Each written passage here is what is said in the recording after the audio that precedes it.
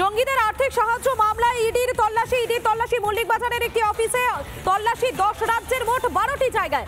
আগে ইডির হাতে গ্রেফতার এমকে ফৈজি এবং জঙ্গিদের আর্থিক সাহায্যের অভিযোগ তার বিরুদ্ধে। সোশ্যাল ডেমোক্রেটিক পার্টির জাতীয় সভাপতি তিনি। তাকে জেরার পর একাধিক সূত্র হাতে আসে ইডির। পিএফআই মামলায় জড়িত 10 রাজ্যে তল্লাশি ইডির। আরও একবার জানাই আপনাদেরকে এই মুহূর্তে অত্যন্ত গুরুত্বপূর্ণ একটি আপডেট। জঙ্গিদের আর্থিক সাহায্য মামলায় ইডির তল্লাশি। সরাসরি চলে যাবো, আমাদের সঙ্গে রয়েছেন আমাদের প্রতিনিধি সৈকত রয়েছেন, সৈকতের কাছে চলে যাবো। সৈকত, এই যে জঙ্গিদের আর্থিক সাহায্য, সেই মামলায় এবারে ইডি জোরদারে নেমেছে।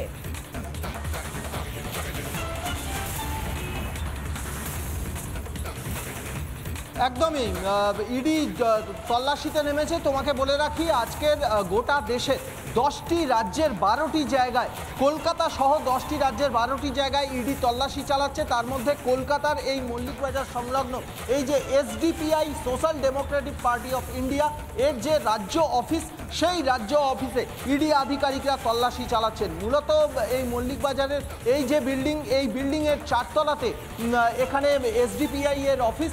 সেই এসডিপিআই এর স্টেট অফিসে ইডি আধিকারিকরা তল্লাশি চালাচ্ছেন। প্রায় কয়েক ঘন্টা ধরে তল্লাশি চালাচ্ছেন। তার কারণ, কিছুদিন আগেই, দিন দুয়েক আগে, এই এসডিপিআই এর ন্যাশনাল লেভেলের একজন নেতা এমকে ফৈজি, তাকে গ্রেপ্তার করেছিল ইডি। মূলত যে অভিযোগ উঠেছে, 2022-এ ব্যান হয়ে যাওয়া একটি সংগঠন পপুলার ফ্রন্ট অফ ইন্ডিয়া বা পিএফআই, সেই পিএফআই এর থেকে বিপুল পরিমাণ আর্থিক সাহায্য পেয়েছে এই এসডিপিআই।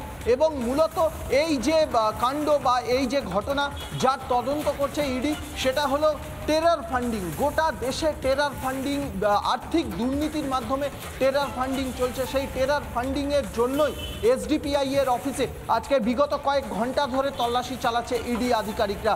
লেটেস্ট যে নিউজ এসছে, এই পিএফআই এর থেকে কয়েক কোটি টাকার বন্ড পেয়েছে এই এসডিপিআই। তদন্তে এই বিষয়টা উঠে এসেছে। সেক্ষেত্রে পিএফআই 2022 সালে গোটা দেশে ব্যান করে দেওয়া হয়। গোটা দেশে একযোগে একদিনের রেড চলেছিল। তারপর থেকে পিএফআইকে ব্যান করে দেওয়া হয়। পিএফআই সরাসরি টেরার ফান্ডিংয়ের সঙ্গে যুক্ত ছিল। সেই পিএফআই এর থেকে এই এসডিপিআই, এই যে আমার ভিডিও জার্নালিস্ট আলী হোসেন এই ছবিটা দেখাচ্ছে, এই এসডিপিআই এর যে স্টেট পার্টি, এই এসডিপিআই সেই পিএফআই এর থেকে ফান্ডিং পেয়েছিল। প্রায় 4 কোটি টাকার বন্ড পেয়েছিল।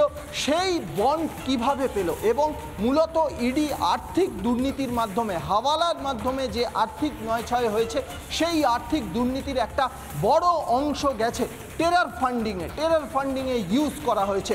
সেই যে পিএফআই, মূলত এই যে তদন্তটা কিন্তু পিএফআই এর এগেনস্টে, পিএফআই এর মাধ্যমে যে আর্থিক দুর্নীতি হয়েছে, সেই পিএফআই এর থেকে প্রায় 4 কোটি টাকার বন্ড পেয়েছে এই এসডিপিআই। সেই জন্যেই আজকের এসডিপিআই এর অফিসে তল্লাশি চালাচ্ছেন ইডি আধিকারিকরা। কেন্দ্রীয় বাহিনীর জওয়ান সহযোগে দিল্লি থেকে ইডির 4 জন অফিসার এসেছেন। বিগত কয়েক ঘন্টা ধরে তল্লাশি চালাচ্ছেন তারা। একেবারেই ধন্যবাদ। আমাদের সঙ্গে সরাসরি ছিলেন আমাদের প্রতিনিধি সৈকত।